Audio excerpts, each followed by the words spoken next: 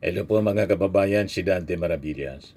Yung anak ni Loren Ligarda na congressman, si Libiste, Leandro Libiste. Ayan o. Kamukha ni Kiko Barsaga. Pati style po. Kopya si Kiko Barsaga. Pabida mga kababayan. Sige ang daldal. Mga kaori ni Baguio City Mayor Magalong sa ni Guanzon. Magkakaori kasi sila. Magkaka-align. Yung mga pag-iisip po, magkaka-align. Sige lang ang daldal. May bago na naman siyang sinasabi. Ayan o. Sabi rito sa balita ng DCRH. Sinabi ni Batangas 1st District Representative Leandro Ligarda Liviste na nasa kanyang custody ang mga dokumentong umano'y naglalaman ng listahan ng mga proponent ng multibilyong pisong budget insertions sa mga proyektong pang-infrastruktura ng DPWH na ibinigay sa kanya ng yumaong dating DPWH Undersecretary na si Maria Catalina Cathy Cabral. May mga lumalabas po sa balita po sa social media, hindi man binigay sa kanya kundi inagaw niya. Pumasok daw. Yan si Leandro Liviste. Opisina ni Cabral. Yan ang mga lumalabas na kumakalat po sa social media. Ito yung mga kumakalat sa mainstream media.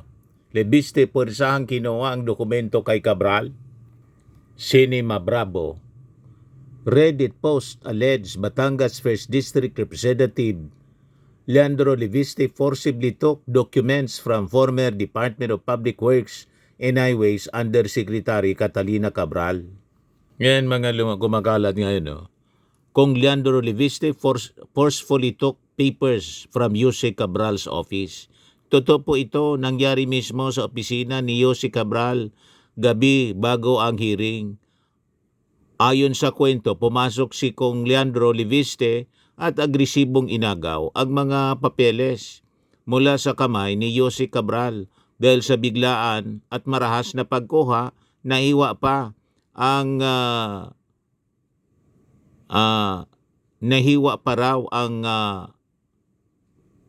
raw ng papel ang daliri ni Jose Cabral. Kaya nung sumunod na araw sa hearing, mapapansin nyo, nakabinda ang kanyang daliri. Hindi dahil sa simpleng aksidente, kundi dahil mismo sa insidente sa loob ng kanyang sariling opisina. Nakakagulat at nakakaalarma na ganito ang ugali ng isang halal na opisyal.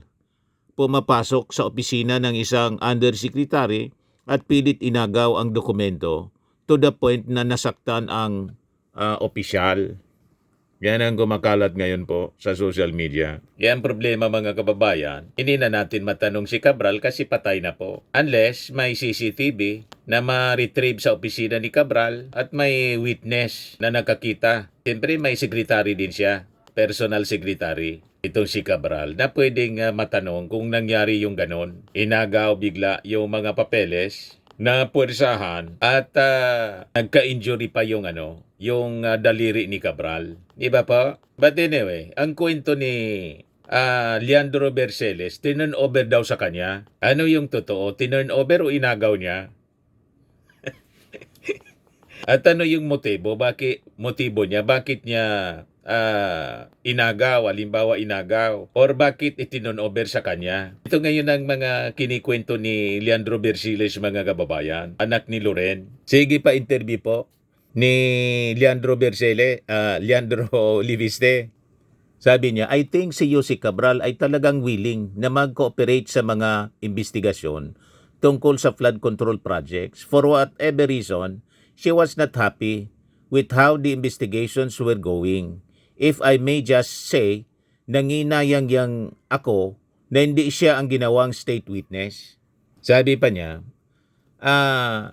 DPWH Secretary, Undersecretary Catalina Cabral gave me files listing the proponents of DPWH insertions of the whole country on September 4 after Secretary Vince Dizon told her on the phone to release them to me in the interest of transparency.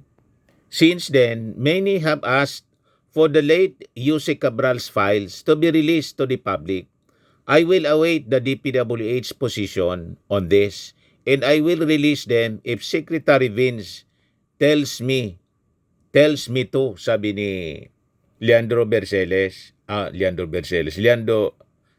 Liviste. Lagi ako nagkakamali. Berceles po. May dati kasing politiko din dati sa amin. Leandro ang pangalan. Berceles, taga Catanduanes.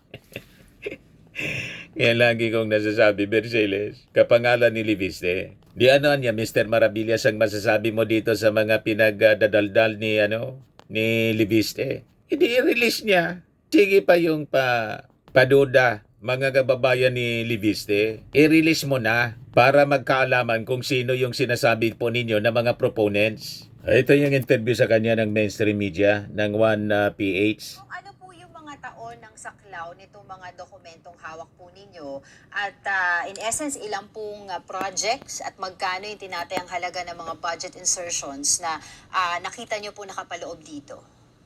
Yung pinakamalaking detalye na nakuha ko ay tungkol sa 2025 budget, pero meron din po akong mga nakuhang impormasyon tungkol sa mga nakaraang mga budgets. Lalong sa 19th Congress, pero pati na po previous Congresses.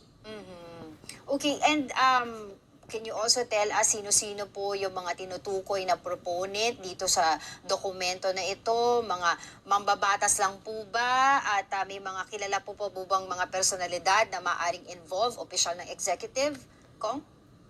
Hindi naman masurpreso ang inyong mga viewers na malaman na halos lahat po ng mga mambabatas ay may mga insertions na nakatag sa kanila. At ito naman po ay ibinalita na. Pero ang listahan ni Yuse Cabral ay nagpapatunay nito. At ang mas surprising, pati yung mga nasa ehekutibo, mga cabinet secretaries at undersecretaries ay nakapangalan din sa listahang ito. At ang malabas, kahit wala kang kinalaman sa DPWH, pwede kang magturo ng mga flood control projects. Maaaring isipin natin na baka ito ay parang ginawang compensation na rin or premyo yung mga kawani na walang kinalaman sa DPWH ay binibigyan din ng sarili nilang flood control project. But of course, people would say na ay sabi nga po naman nila hindi naman po lahat ng insertions ay masama. No, sinasabi po nila na may mga pagkakataon na kinakailangan ng mga insertion during that time. So, doon po ba sa dokumentong hawak po ninyo, madidistinguish natin na itong insertion na to ay illegal na ginawa? Well, yung nakakapagtaka on its face is bakit may mga secretary at undersecretary na walang kinalaman sa DPWH na nagtuturo ng mga flood control projects na nagkakataon ay mga flood control projects na kabilang sa mga iniimbestigahan din ngayon ng Ombudsman. Hindi natin lang kasi alam sino yung nagpapapondo ng mga flood control projects na iniimbestigahan kung hindi lumabas ang listahan ni Yuse Cabral. Pero ang isang madadagdagan ko din ay nasa listahan mga pribadong individual. Sabihin ko na, sila po yung mga contractor na naka-list as proponents sa listahan ni Yuse Cabral. And yung sa listahan po ninyo, ito po ba ay taon lamang ng 2025 o it would date back sa mas matagal pa, like ibang administrasyon din? Meron po akong mga detalye din tungkol sa mga previous budgets, pero yung pinakamarami po ay yung sa 2025. Kung ano po yung mga taon ng saklaw nitong mga dokumentong hawak po ninyo at in essence ilang pong projects at magkano yung tinatayang halaga ng mga budget insertions na nakita nyo po nakapaloob dito? Yung pinakamalaking detalye na nakuha ko ay tungkol sa 2025 budget, pero meron din po Laging 2025 budget. Sabi niya may mga sa previous administration. Sa 19th Congress, pero pati na po previous Congresses. May mali siya po eh. Ilabas mo na.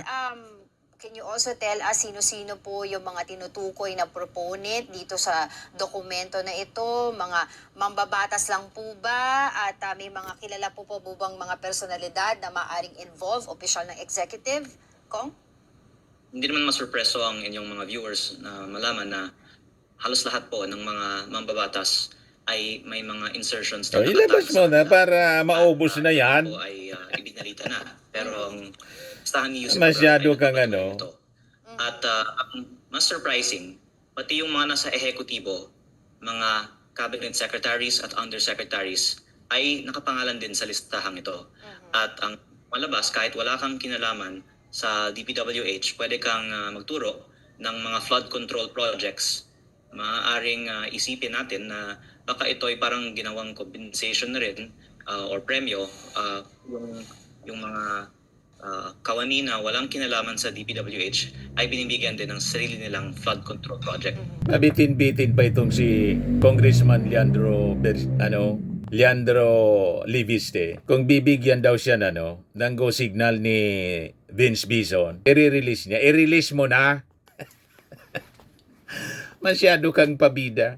Kung sabit ang lahat ng mga congressmen, senador, kung sino yung mga nasa executive, so be it. Yan ang gustong mangyari ng ating Pangulong Bongbong Marcos. Expose yung lahat na mga sabit. May mali siya. Mga kababayan, lagi niyang tinutumbok yung 2025. Malinaw naman po mga kababayan na si Yossi Cabral mga kababayan, matagal na nagtrabaho sa DPWH, 40 years. At naging Yosek siya 2014. 2016, mga kababayan, tumabo sa mga flood control projects yung mga top 15 contractors na minensyon ng ating Pangulong Bongbong Marcos. Katulad ng mga Diskaya. Di ba po? Inamin mismo ni Sara Diskaya, nagsimula siya sa flood control. Based on record sa pag-imbestiga, naging billions effective 2016. O bakit parang yung tono ni Liviste, parang yung tono ni Jinggoy Estrada? Ang gustong imbestigahan, 2022 onwards lang to 2025. Ini-ignore mga kababayan yung 2016. Yung utos ng ating Pangulong Bongbong Marcos, imbestigahan po the past 10 years. Nakita ninyo yung linyahan ng mga sinasabi ni Liviste. Lagi niyang tinutumbok yung 2025, 2024, 2025. Parang pinapalabas niya yung mga anomalya nangyari lang sa present administration. Wala sa previous administration.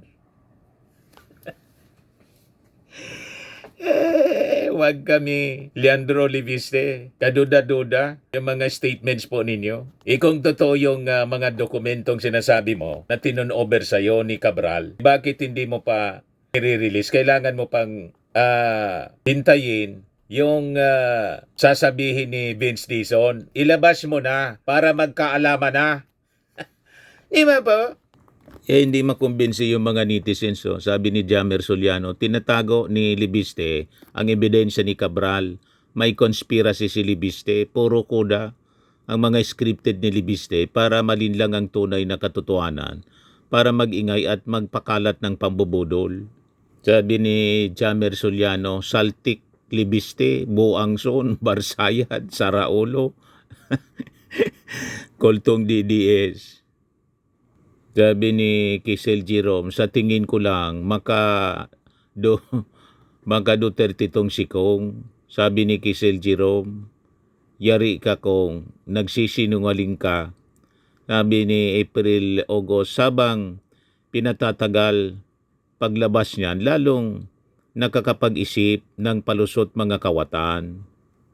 Hindi natin maintindihan kung anong motibo niya. Bakit labas siya ng labas sa media, pa-interview ng pa-interview, tapos sige pa duda. Ilabas mo na yung lahat mong hawak. Pangalanan mo yung mga congressman na mga kasama mo, mga senador, ubusin mo na. Sabi mo, aros lahat, di ubusin mo. Di ba? Huwag yung paduda palagi at pabida. Sabi ni Eric Sales, bakit kaya sa kanya binigay? Why not sa ombudsman? Sabi ni Aris Manlapit, political dynasty, pabida-bida. Sabi ni Ramos, bakit hindi siya dumalo sa investigation ng ICI? Yun sana ang pagkakataon niya na magsabi ng kanyang salubin, gusto niyang maging state witness. Or nagpresenta na lang sana siya, voluntary sa DOJ para mabigyan siya ng proteksyon sa pagsisiwalat ng kanyang nalalaman at mag-apply ng Witness Protection Program. Sabi ni Leo, in my opinion, she is the most guilty. Despite the controversy, nag-offer pa rin sa Senado kung totoo yung paratang ni Lacson at Soto. Sabi ni Tolmercano, for sure, why giving those comments only now? Sabi ni Bert Espejo, ang hilig nitong sumakay sa latest issue, grabe umipal. Parang si, si Magalong, ang pag-ugali ni Libiste. Si Kiko Barsaga, magkakalinya yung mindset. Si Guanzon, pabida palagi. I-turn over mo na kaya yan sa ombudsman. Bakit sa inyo pa? O kung hindi, may inquiry. Magsasagawa ng investigasyon yung Congress sa pagkamatay ni Yossi Cabral. Ito yung balita. Several members of the House of Representatives filed a resolution seeking to investigate the death of former DPWH Undersecretary Catalina Cabral. This inquiry is not about persecution. It is about accountability. Not about speculation but evidence. Not about politics but justice. The Filipino people deserve nothing less. Sabi po ni Caloocan 2nd District Representative Edgar Erice. O di doon mo, sabihin yung mga nalalaman mo po based doon sa documents na sabi mo, tinurn over sa'yo ni Yossi Cabral. Sige pa interview ni Libiste. Sabihin mo na, asahin mo, isa-isa. Sino-sino itong mga congressman? Kasi sabi mo, lahat. O di sabihin mo na lang, kasi marami yan. More than 300. Sabihin mo na lang kung sino yung hindi sangkot. Pagka sabi mo ng mga pangalan na hindi sangkot, sabihin mo, the rest, lahat sangkot. O di ba? Ganon din sa mga senador. Sabihin mo, sino yung hindi sangkot. Tapos, the rest, sabihin mo, ito yung hindi ko nabanggit dito, lahat ito sangkot. Baliktarin natin, imbis pangalanan ninyo kung sino yung mga sangkot, yung hindi sangkotan na sabihin ninyo. Then the rest, alam na, sangkot. Ano ba? But anyway, mga kababayan, yan ang ating challenge dito kay Libiste. Na sige po, araw-araw, nagpapa-interview. Pabida masyado. Pag qualified ng tumakbo sa pagkasenador, siguro kailangan na niya. Lagi tayong bida. Tumakbo tayo sa mas matas na posisyon. Pag sinanayan niya, hindi na pwede. Ako yung papalit bilang senador in the future. Kailangan lagian niya tayong pabida.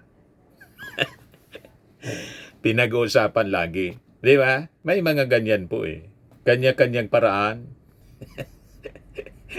Kanya-kanya, mga kababayan na paraan para sumikat. Ayan man lang po, mga kababayan, yung ating short video. Ako po si Dante Maravillas. Bye-bye. God bless.